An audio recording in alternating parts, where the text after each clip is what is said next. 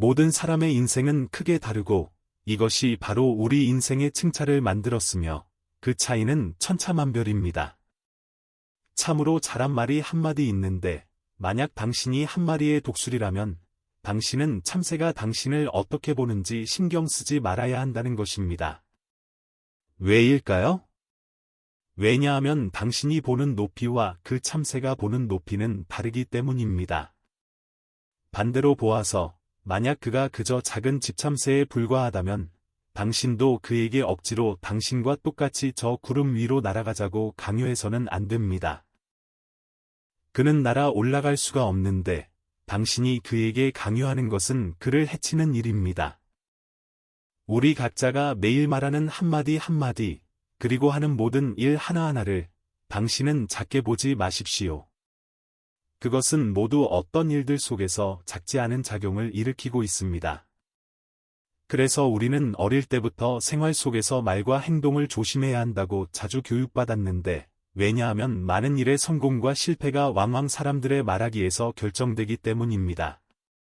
우리 책은담 안에서 말하기를 입은 마음의 문이니 입을 닫음이 치밀하지 못하면 참된 기운이 다 빠져나간다고 했습니다. 당신의 이 입이라는 것은 바로 당신 앞마당의 대문입니다. 당신이 만약 이 문을 지키지 못하고 무슨 말이든 다 밖으로 내뱉는다면 당신 마음 속에 있는 그 점자는 진짜 물건들, 그 점자는 복들이 천천히 다 새어나가버리고 말 것입니다. 그래서 진짜로 대단한 사람은 그가 말하는 것이 반드시 매우 신중하고 그는 적당한 때에 침묵을 유지해야 함을 알고 있습니다. 특히 사람과 교담할 때 이 몇 가지 일들이 있는데 당신은 되도록 적게 말하는 것이 좋습니다. 당신이 이것을 지켜낸다면 당신의 복은 비로소 갈수록 많아질 것입니다. 우선 첫 번째로 쉽게 말해서는 안 되는 것은 바로 당신 자신의 비밀입니다. 우리 각자는 모두 자신의 비밀이 있고 모두 다시 꺼내고 싶지 않은 지나간 일들이 있는데 이러한 것들을 우리는 마음 밑바닥 깊이 묻어두고 쉽게 꺼내어 남에게 보여주지 않는 것, 이것을 일러 강직함이라고 부릅니다. 이것은 자신에 대한 보호라고 부르고 또한 과거에 대한 일종의 존중이기도 합니다. 하지만 어떤 사람들은 마음속에 이를 담아두지 못하고 조금의 비밀이라도 있으면 기어코 꺼내서 남들과 공유하려 하는데 그는 이렇게 하면 어떤 위로를 얻을 수 있을 것이라고 생각하지만 제가 당신에게 말합니다만 그는 잘못 생각했습니다. 인류의 슬픔과 기쁨은 애초부터 서로 통하지 않으며 당신이 신뢰하기 때문에 당신의 비밀을 말해버렸지만 얼마 지나지 않아 그것은 다른 사람 입속의 웃음거리가 될 것이고 당신 본인도 그로 인해 다른 사람들의 평가 대상이 되고 말 것입니다. 보십시오. 한나라 때 공광이라는 대신이 있었는데 그는 황제의 비서였고 매일 황궁 가장 깊숙한 곳에서 문서를 처리했습니다. 그는 매일 퇴근할 때마다 그날 썼던 것들을 전부 태워버려 종이 조각 하나 남기지 않았습니다. 그의 친구가 그의 업무에 대해 매우 호기심을 느껴 자주 그에게 궁 안의 일들을 물었지만 그는 시종일관 한마디도 하지 않았고 심지어 한 번은 한 친구가 그에게 묻기를 너희 그 온실전 앞에 심은 것이 무슨 나무냐고 했지만 그는 동쪽 서쪽 딴소리만 하며 끝내 알려주지 않았습니다. 이것이 바로 역사상 아주 유명한 고사로 온실의 나무를 말하지 않는다는 이야기입니다. 그가 왜 이렇게 했겠습니까? 왜냐하면 그는 입을 지키는 것이 바로 몸을 지키는 것임을 알았기 때문입니다. 아랍인들도 한마디 말을 했는데 그가 말하기를 비밀을 보수할 때 이 비밀은 당신의 충실한 하인이지만 일단 당신이 비밀을 누설하면 이 비밀은 바로 당신의 화근이 되는 주인이 된다고 했습니다. 우리는 항상 남을 해칠 마음은 없어야 하지만 남을 방어할 마음은 없어서는 안 된다고 말합니다. 당신은 함부로 자신의 비밀을 하소연하러 가지 말고 쉽게 남에게 말거리를 남겨주지 마십시오.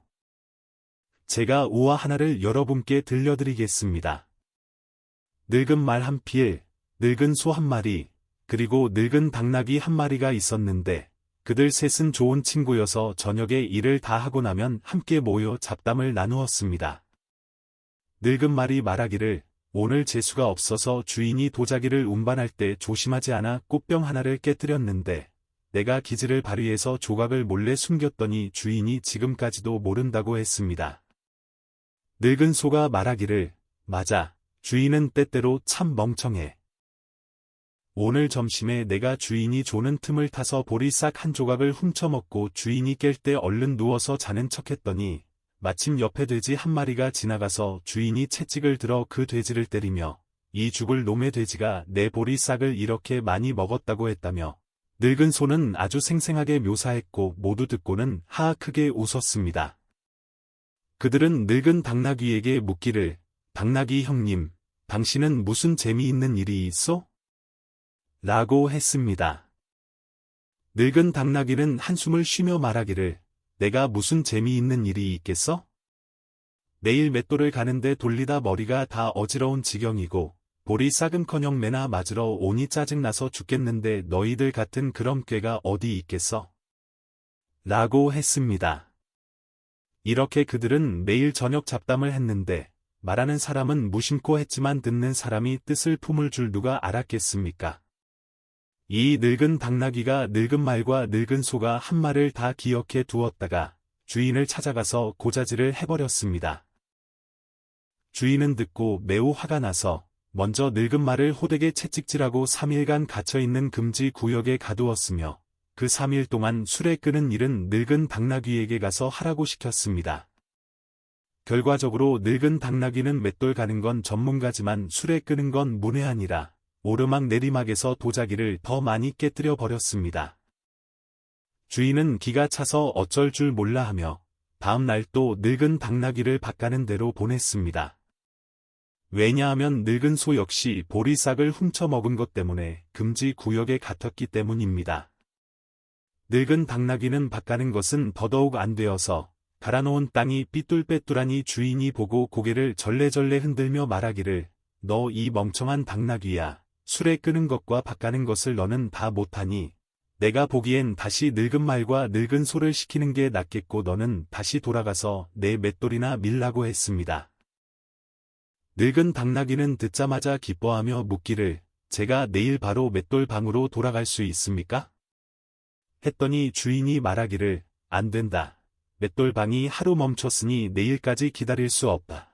너는 오늘 밤 바로 나를 위해 야근을 해서 그것을 보충해 놓아야 한다고 했습니다. 결과는 어떠했습니까?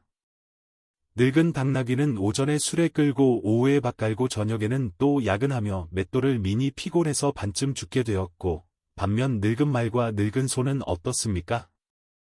비록 가죽과 살이 아픈 고통은 좀 받았지만 마침 갇혀있는 김에 정신을 기르며 쉬었습니다. 이 이야기가 우리에게 무엇을 알려줍니까? 때로는 당신이 자신의 입을 지키는 것이 바로 자신의 경계선을 지키는 것이고 자신의 안전을 지키는 것입니다. 두 번째 종류는 쓸데없는 말을 하지 않는 것이라 부릅니다. 조금의 쓰임새도 없는 말은 당신이 하지 않는 것이 가장 좋으며 많이 말하는 것은 당신의 시간과 입만 낭비하는 것입니다. 그 악의적으로 사람을 상처 입히는 말은 더더욱 말해서는 안 되는데 많이 말하면 남에게 상처를 주기도 하지만 당신 자신의 복과 덕도 무너뜨립니다. 사람과 교담할 때는 진실해야 하며 남의 사적인 일을 논하러 가지 말고 남의 시비를 편판하러 가지 마십시오. 남의 일은 당신과 상관없으니 당신은 꺼내서 평론하지 말고 남의 시비는 당신이 관리할 바가 아니니 당신은 꺼내서 함부로 평설하지 마십시오. 당신이 남을 평론할 때 먼저 머리를 돌려 자신을 보십시오. 당신 자신도 해내지 못했는데 당신이 하필 남에게 요구하러 갑니까? 우리 조상님이 말씀하시길 자기가 원하지 않는 것을 남에게 베풀지 말라고 했는데 이것이 바로 그 도리가 아닙니까? 하물며 사람 중에 완벽한 사람은 없고 누구에게나 결점이 있으니 사람이 되는 데 있어 입 아래에서 사람을 용서할 줄 알아야 하고 자신의 입을 단속해야 하며 사람과 사람 사이의 이해가 조금 더 많아지면 오해가 조금 줄어들 것이고 마음과 마음 사이의 포용이 한몫 더해지면 분쟁이 조금 줄어들 것입니다.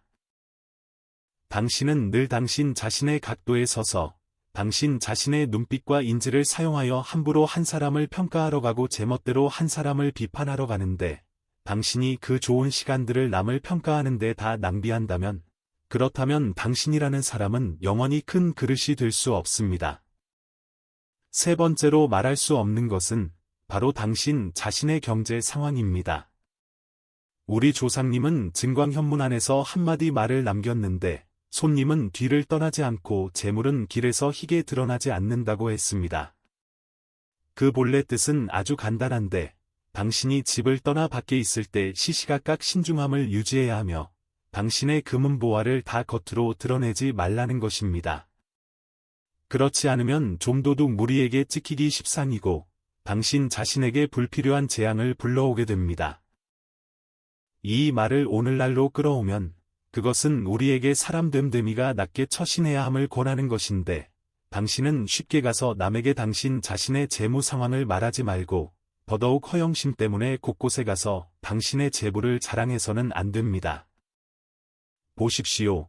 역사상 부를 자랑하다가 큰 화를 불러온 가장 유명한 하나의 예가 바로 서진의 석숭입니다. 석숭이 누구와 부를 겨루었느냐 하면 당조의 국구인 왕계와 부를 겨루었습니다. 왕계가 2자 높이의 산호수 한 그루를 꺼내 자랑했는데 이것은 이미 대단한 것이었지만 결과적으로 석숭은 보지도 않고 손을 써서 그것을 부수어 버렸습니다.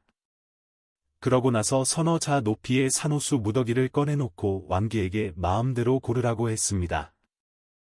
보십시오. 석숭이 부를 겨루어 소원대로 승리했고 체면은 섰지만 그러나 그는 동시에 남의 질투와 원한을 불러왔고 그 자신을 위해 죽임을 당할 화의 씨앗을 묻었습니다. 그에게는 녹주라고 부르는 애첩이 있었는데 생김새가 매우 아름다웠고 당시 권세가 있는 손수라는 사람이 녹주를 마음에 들어 했습니다. 석숭에게 녹주를 달라고 요구했지만 석숭은 아까워서 줄 수 없었고 손수에게 미움을 샀으며 최후의 손수는 계략을 꾸며 석숭을 모함했습니다. 녹주가 투신자 살하게 만들었을 뿐만 아니라 석숭 자신과 연루된 그의 일가족 노소까지 전부 재난을 당했습니다. 동쪽 시장으로 압송되어 참수당하려 할 때 석숭은 비로소 비탄하며 말하기를 그의 그 제부들이 그를 해쳤다고 했습니다. 제가 당신에게 말합니다만 그는 잘못 말했습니다. 진정으로 그를 해친 것은 그의 제부가 아니라 그가 아무리 해도 감출 수 없었던 허영심이었습니다. 석숭의 비극이 우리에게 알려주는 것은 제부가 사람을 상처 입히는 이유는 제부로 인해 팽창된 그 마음이 안착할 곳이 없기 때문입니다. 그 허영심의 구사 아래에서 당신은 가서 드러내고 자랑하게 되며 온 천하 사람들이 당신이 얼마나 돈이 많은지 알지 못할까 봐 겁을 냅니다.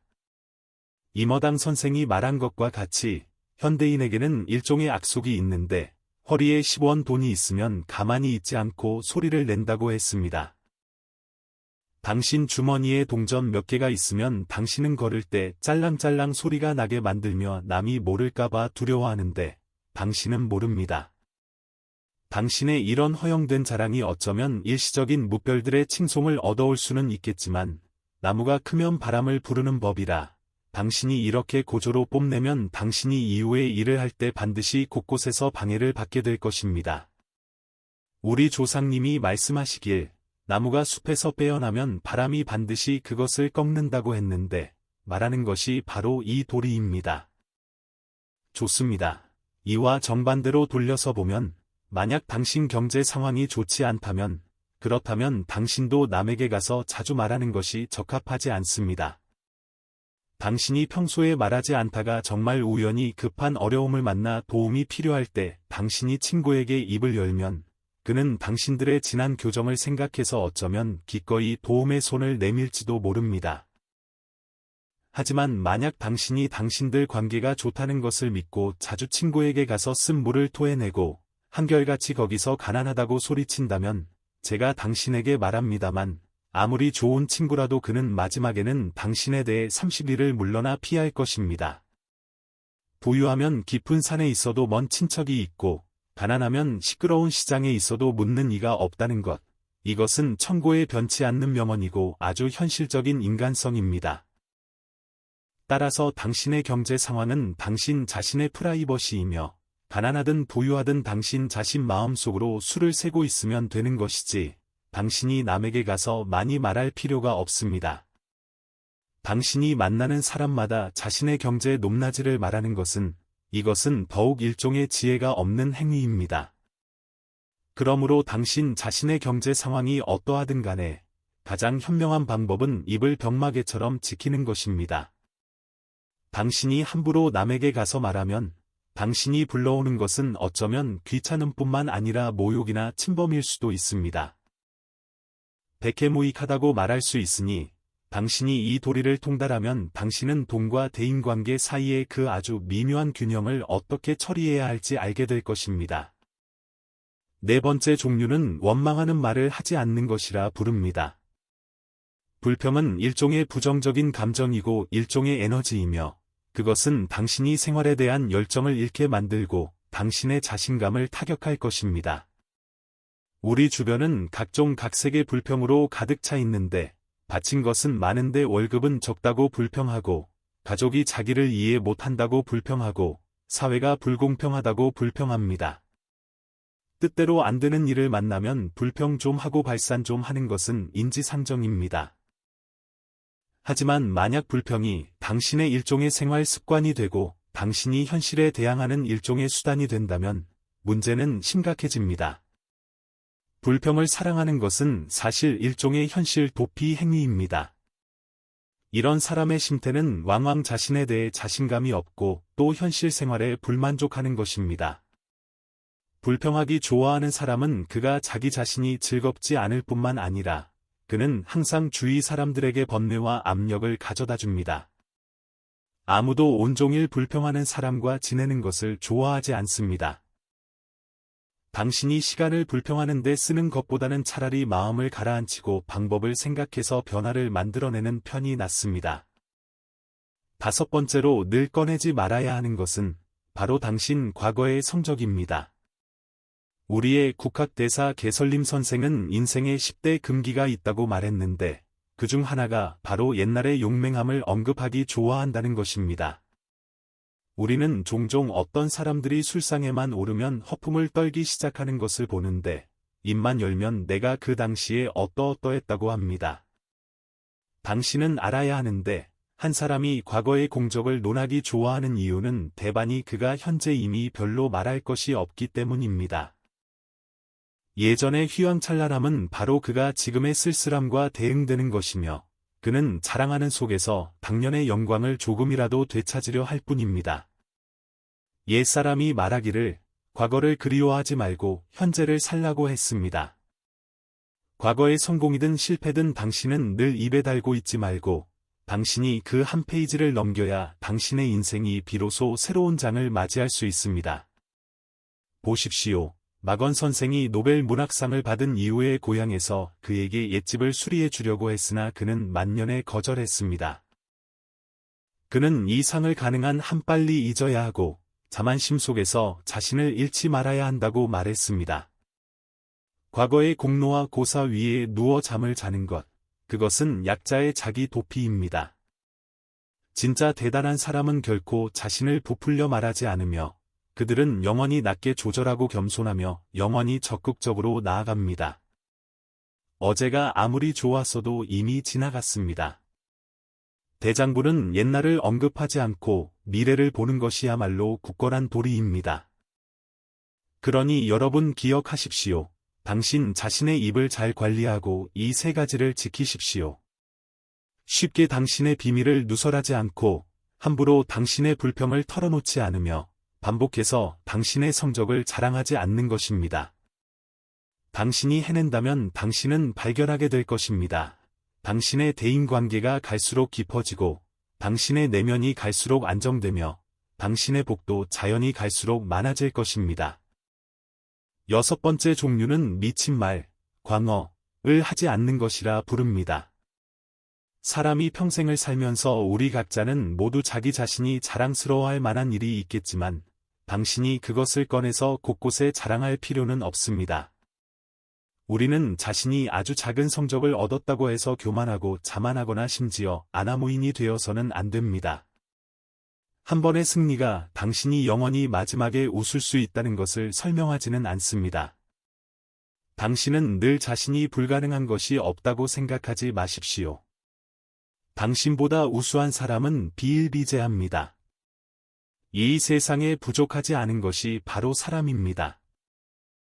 당신은 늘 자신이 천하제일이라고 생각하지만 다른 사람의 눈에 보기에 당신은 그저 우물 안 개구리에 불과합니다.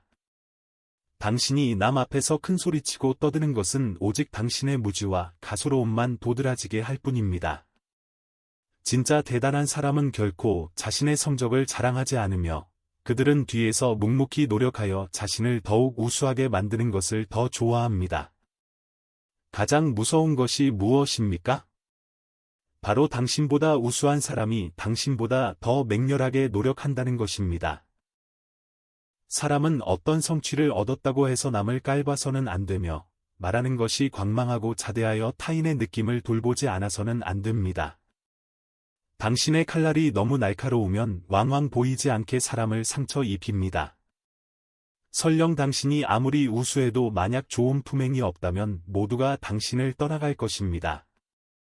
7번째로 함부로 말해서는 안 되는 것은 바로 당신 마음속의 불평입니다. 인생을 살면서 뜻대로 안 되는 일이 십중팔구이고 누구의 생활도 쉽지 않으며 다들 이를 악물고 앞으로 가고 있고 누가 온몸에 상처가 없고 풍파가 없겠습니까? 이때 우리에게 필요한 것은 같은 길을 가는 사람의 격려이지 무궁무진한 불평이 아닙니다.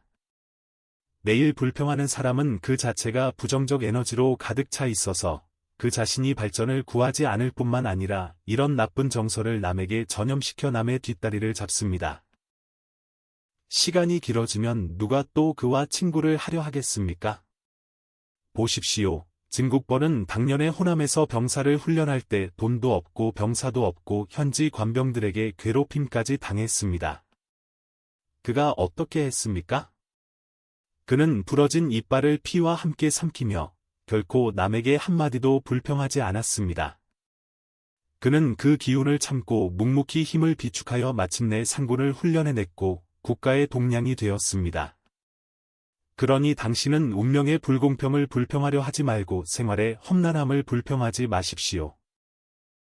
마치 사람이 물을 마시면 차갑고 따뜻한 것을 스스로 아는 것처럼 당신의 부모님을 제외하고는 아무도 매일 당신을 대신해 편안해지려 하지 않고 더욱이 아무도 당신의 실패를 위해 계산을 치를 의무가 없습니다.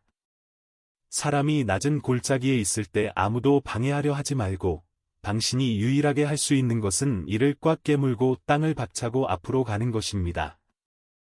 8번째, 우리가 또 하나 더 할 수 있는 것은 큰 소리, 대화를 하지 않는 것입니다. 일이 이루어지기 전에 당신은 먼저 너무 많이 말하지 마십시오. 당신이 성공하기를 기다렸다가 남이 자연히 볼 수 있게 하십시오. 당신이 일은 아직 하지도 않고 크게 떠벌리기 시작했는데 일단 이루어지지 않으면 자기 얼굴을 때리기 쉽습니다. 큰 소리를 적게 하고 이 나쁜 습관을 고쳐서 착실하게 땅을 밟는 사람이 되어야 비로소 남의 신뢰를 얻을 수 있습니다. 당신이 내놓은 약속은 노력해서 해내야 합니다. 당신이 만약 늘 큰 소리치고 입으로만 가득 승낙해놓고 마지막에 상대방에게 결과를 주지 못하면 상대방으로 하여금 실망만 느끼게 할 뿐입니다. 총명한 사람은 말을 너무 가득 채워 말하지 말아야 함을 깊이 아는데 이것이 도리입니다. 9번째 종류는 화난 말, 기여을 하지 않는 것입니다. 사람은 분노할 때 가장 쉽게 상처 주는 말을 내뱉습니다. 어쩌면 이 말들은 당신의 무심한 말일 수도 있고 어쩌면 당신은 그저 일시적인 통쾌함을 도모하기 위해서일 수도 있지만 남이 듣기에는 말이 같지 않습니다. 당신은 한 가지 일 때문에 화를 낼 수는 있지만 그러나 당신은 1000만 번 당신의 정서를 눌러야 하고 당신의 입을 단속해야 합니다. 왜냐하면 어떤 말은 마치 엎질러진 물과 같아서 다시 거두어들일 수가 없기 때문입니다. 당신은 머지않아 후회하게 될 것입니다. 악담은 사람을 상처 입히고 6월에도 춥게 만듭니다. 모든 화난 말이 다 보고될 수 있는 것은 아닙니다. 때로는 잃어버리면 바로 평생입니다. 우리는 항상 가장 화날 때 가장 모진 말로 그 가장 가까운 사람에게 상처를 줍니다. 모든 사람은 다 감정이 있지만 제발 당신은 화난 말을 하지 마십시오. 화가 날 때 당신은 심호흡을 하고, 당신은 물건을 찾으러 갈 수 있고, 당신은 크게 소리를 지를 수 있고, 심지어 크게 한바탕 울 수도 있습니다. 하지만 당신은 정말로 일시적인 의기 때문에 남을 상처 입히는 그런 말들을 내뱉지 마십시오. 직접 손을 써서 당신이 가장 사랑하는 사람을 당신 곁에서 밀어내지 마십시오. 마지막 10번째, 우리 조상님은 책은담 안에서 아주 정벽한 두 마디 말을 남겼는데, 여러분은 이것을 마음에 기억해야 합니다. 첫 번째 문장, 비록 눈으로 본 일이라도 사람의 평생을 관통하는 것이라면 입을 지켜 말하지 말라. 무슨 뜻입니까? 바로 말하자면 어떤 한 가지 일이 만약 남의 일평생의 명예와 절개, 일평생의 전도와 관계된 것이라면 설령 당신이 직접 눈으로 보았고 직접 귀로 들었고 천번 만번 확실하더라도 당신은 절대 쉽게 당신의 입을 통해 밖으로 말해서는 안 된다는 것입니다. 왜일까요? 왜냐하면 우리 중국인들은 말하기를 존귀한 자를 위해 숨겨주고, 친한 자를 위해 숨겨주고, 어진 자를 위해 숨겨준다고 했습니다. 당신이 남의 추한 일을 선양해버리면, 당신은 남을 상처 입혔을 뿐만 아니라 당신 자신의 각박함과 수양 없음을 폭로한 것입니다. 당신이 이 입을 지키는 것이 바로 일분의 음덕을 지키는 것입니다. 두 번째 문장. 무릇 한마디 말로 나의 장호함을 상하게 한다면 비록 한가한 이야기라도 절대 입에 올리지 말라. 바로 말하자면 어떤 한마디 말이 만약 당신의 도누하고 너그러운 그 품덕을 상처 입히게 된다면 설령 친구와 한가하게 이야기하고 농담할 때라도 당신은 반드시 매우 신중해야 하며 절대 그것을 말해서는 안 된다는 것입니다. 예를 들어 그 각박한 말들, 그 뾰족하고 신 냄새나는 말들, 그 남을 조소하는 말들을 당신은 아마 그냥 농담하는 것이니 별일 아니라고 생각할지도 모릅니다. 제가 당신에게 말합니다만 당신이 뱉어내면 다시 주워 담을 수 없으며 그것은 당신이 남을 상처 입히는 것이고 더 중요한 것은 그것이 당신 자신의 격조를 떨어뜨리고 당신 자신의 복을 무너뜨린다는 것입니다. 우리 중국인들은 말하기를 말하는 것을 배우는 것은 아마 1년만 필요하겠지만 입을 다무는 것을 배우는 것은 오히려 평생이 필요하다고 합니다.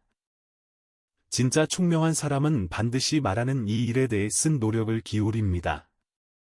자신의 비밀을 말하지 않고 원망하는 말, 쓸데없는 말, 미친 말, 화난 말, 큰 소리를 말하지 않습니다. 당신이 삼가고 신중하게 말하고 행동할 수 있다면 자연히 재앙을 불러오지 않을 것이고 당신이 매사에 깊이 생각하고 숙려한다면 자연히 많은 모순을 줄이게 될 것입니다. 우리는 직언부리가 일종의 수행이라고 말하고 약속을 지키는 것이 일종의 경지라고 말하며 두 마디 적게 하는 것이 일종의 수양이고 입을 닫는 것이야말로 일종의 진정한 지혜라고 말합니다. 어떤 일은 당신이 꿰뚫어 볼 수는 있지만 말해서 뚫어버릴 필요는 없습니다. 당신이 나와 논쟁을 벌이는 것보다는 차라리 말하지 않고 평화를 얻는 것이 낫고 당신이 말해서 사람을 난처하게 만드는 것보다는 차라리 웃어넘기는 법을 배우는 것이 낫습니다. 때로는 말하지 않는 것이 말하는 것보다 더 힘이 있습니다. 말하는 것은 일종의 표현이고 말하지 않는 것은 일종의 표태이며 말하는 것은 일종의 선설이고 말하지 않는 것은 일종의 화해입니다. 진정한 지혜로운 자는 많이 말하는 것이 무익함을 알기에 적게 말하는 것을 선택하고 말이 많으면 반드시 잃는다는 것을 명백히 알기에 침묵을 선택합니다.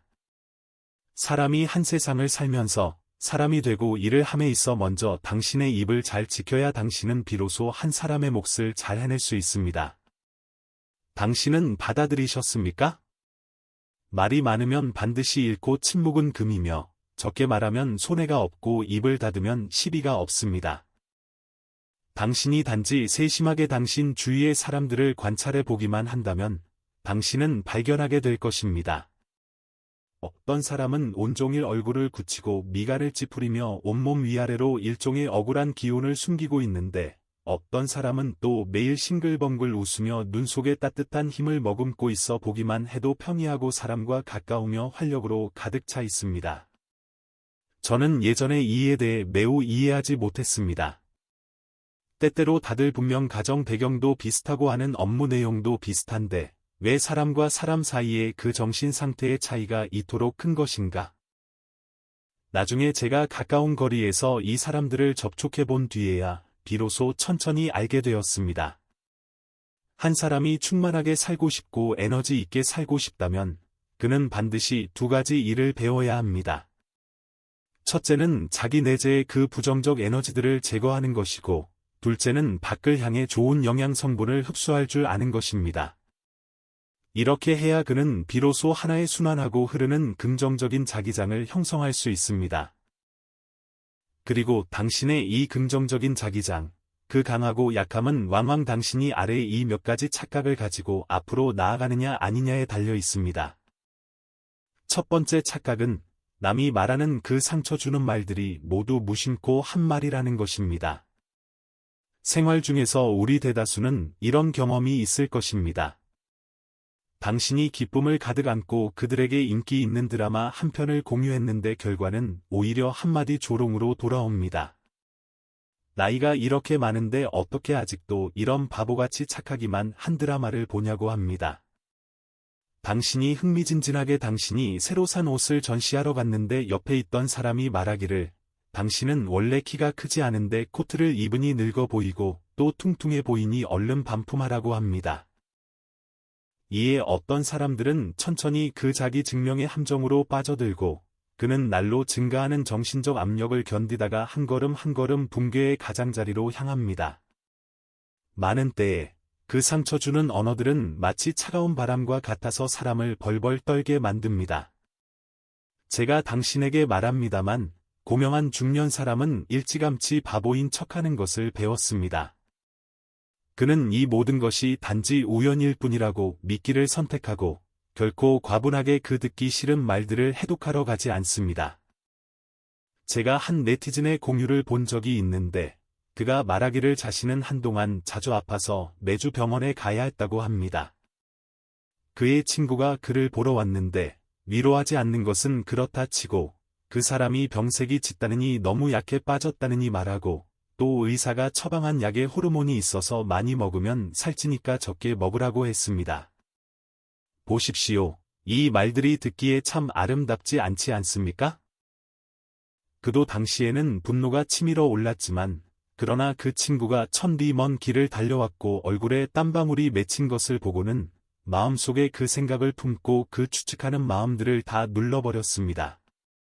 그는 입을 따라 다른 화제로 이해하고 넘어갔으며 친구의 기억해 줌에 감사했습니다. 이 일이 지나간 후에 그는 정말로 친구의 지적하에 신체를 단련하기 시작했고 부업도 일으켰습니다. 그러니 여러분 이해해야 합니다. 어떤 사람은 그냥 마음이 곱고 입이 빠른 것입니다. 우리는 그것을 칼 같은 입에 두부 같은 마음이라고 말하는데 그가 말하는 것이 비록 듣기 싫지만 그의 본인은 좋은 것이고 나쁜 마음은 없습니다. 이런 사람, 그는 탕탕하게 당신에 대한 걱정을 표현할 수 있고 당신에게 장깨를 부리며 비꼬는 말을 하지 않습니다. 그가 설령 진심으로 당신에게 잘해주는 사람이라도 당신은 너무 많이 생각하지 말고 당신 내면의 그 맑고 고요함을 유지하십시오. 남들의 그 작은 잘못들에 얽매이지 말고 그 적이들 그 오해들이 당신의 가슴을 뚫고 지나가게 내버려 두고 마음에 남기지 마십시오. 일종의 태연한 자태를 안정시키고 당신 옆의 풍경을 조용히 관찰하며 현재의 그 상쾌함을 즐기십시오. 이것이야말로 고명한 불법입니다.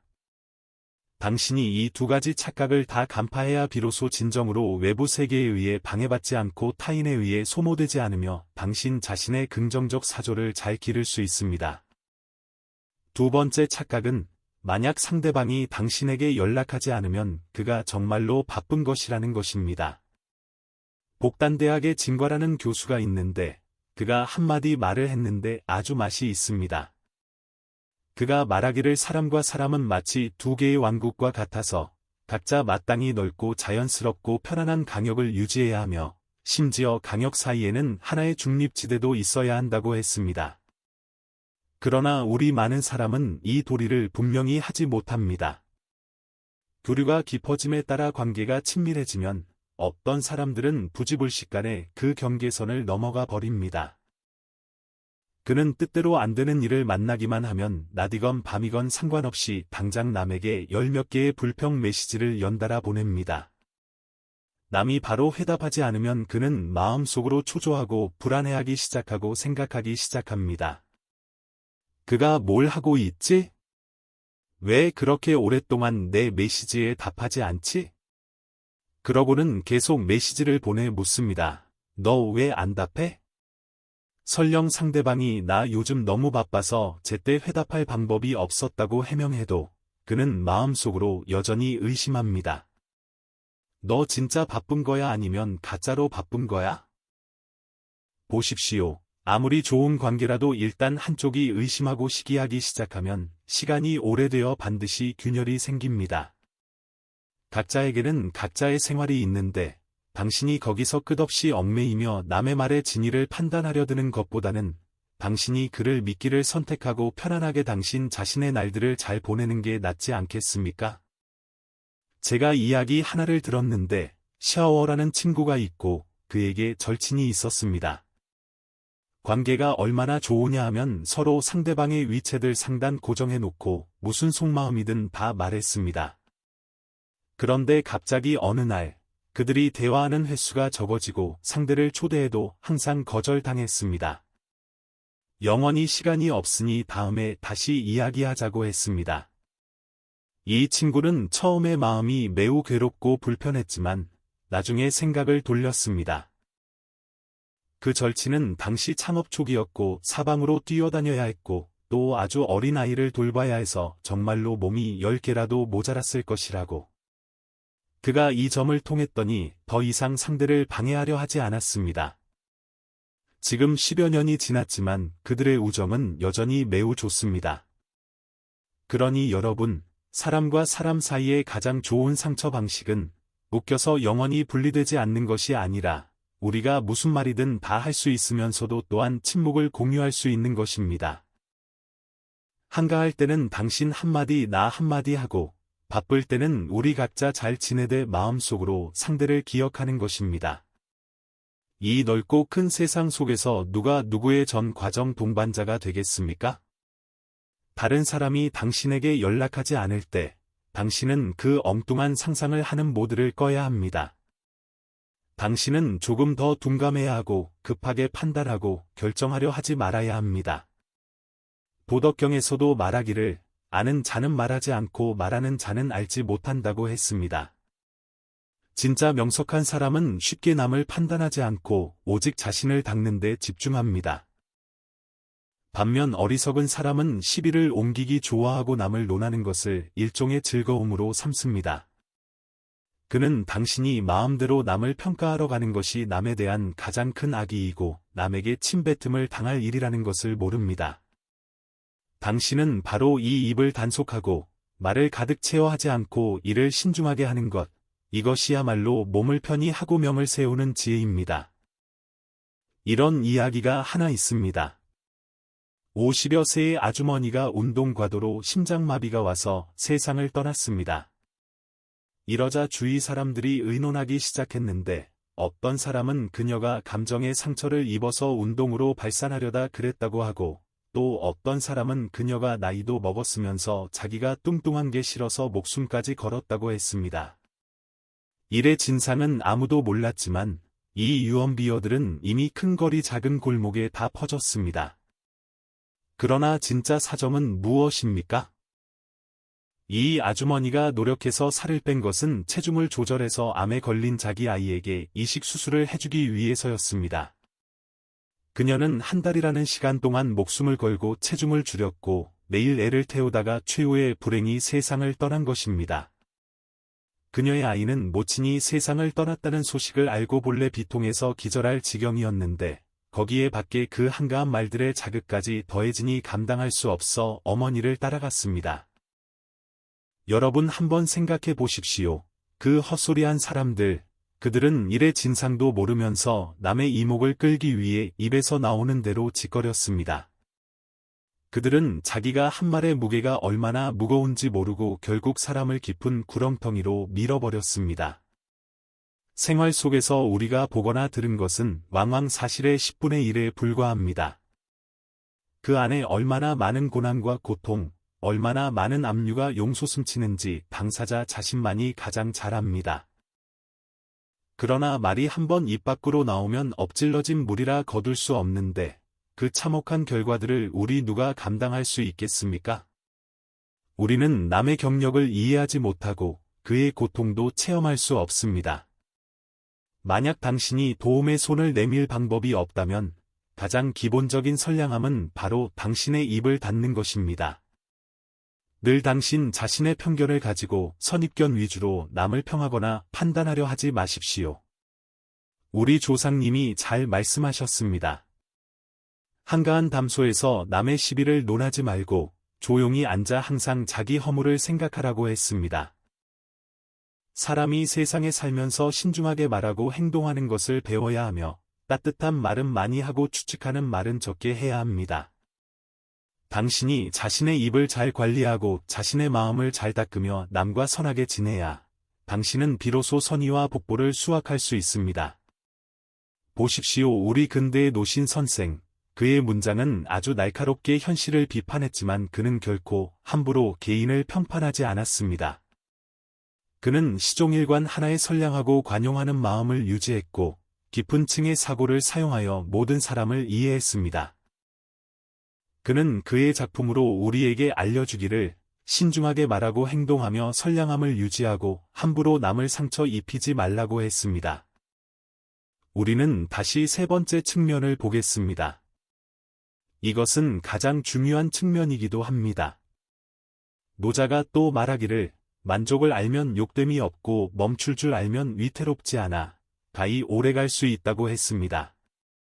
만족을 알면 굴욕을 느끼지 않을 것이고 적당한 선에서 멈출 줄 알면 화를 불러오지 않을 것이니 이렇게 해야 관계가 오래갈 수 있습니다. 아무리 친한 사람, 아무리 좋은 친구라도 서로 간섭하지 않아야 서로 오래갈 수 있습니다. 당신이 정의가 아무리 깊어도 만약 경계선을 모르고 늘 자신의 발을 남의 신발 안으로 집어넣으려 한다면 최후에는 감정이 깨지고 기분 나쁘게 헤어질 뿐입니다. 제가 이야기 하나를 더 하겠습니다. 어떤 등산 애호가가 화산에 오르러 갔는데 길에서 한 짐꾼을 만났습니다. 어깨에 100여 근의 화물을 지고 헉헉거리고 있었습니다. 그가 보자마자 선생은 점잖게 올라가서 묻기를 도움이 필요합니까? 노부, 짐꾼은 매우 예의 바르게 거절했습니다. 그는 짐꾼이 객기를 부린다고 생각하여 직접 그 짐을 짐꾼의 어깨에서 들어서 내려주었습니다. 생각지도 못하게 그가 이렇게 들자마자 그 짐꾼은 쿵 하고 무겁게 땅바닥에 넘어졌습니다. 왜일까요? 왜냐하면 그 짐이 너무 무거워서 짐꾼의 근육이 계속 긴장된 상태에 있었는데 당신이 갑자기 무게를 치워버리니 그가 순식간에 그 힘을 풀지 못하고 다쳐버린 것입니다. 보십시오. 이 세상의 많은 일이 다 헛된 도움에서 망가지고 최후에는 혼란을 더하고 오히려 바쁜 것을 돕는 꼴이 됩니다. 당신이 매사에 연유를 구분하지 않고 그저 한 줌의 좋은 마음만 믿고 독단적으로 남에게 간섭하려 들면 왕왕 남의 리듬을 흐트러뜨리고 쌍방 모두에게 손상을 가져옵니다. 진짜 지혜 있는 사람은 사람을 대하고 사물을 접하며 처세함에 있어 하나의 경계선이 있어야 함을 압니다. 당신은 선의로 일깨워 줄 수 있고 관심을 가지고 물어볼 수는 있지만 당신이 강행하여 개입하려 해서는 안 됩니다. 당신은 당신이 심력을 다했다고 생각하지만 사실은 힘만 쓰고 좋은 소리 못 듣고 사람을 생경하게 만듭니다. 보십시오. 명나라의 정성공이 대만을 수복한 것, 그것은 얼마나 대단한 영웅입니까? 하지만 그가 현지 원주민과의 관계를 처리할 때 그는 이 도리를 아주 잘 알았습니다. 그는 강행하여 현지인의 생활에 개입하지 않고 그들과 우호적으로 교류 협력했으며 그들의 전통 습속을 존중했습니다. 이것이 바로 적게 관리하고 화를 부르지 않는 지혜입니다. 그는 존중과 이해를 통해 많은 불필요한 충돌을 피했고 윈윈을 실현했습니다.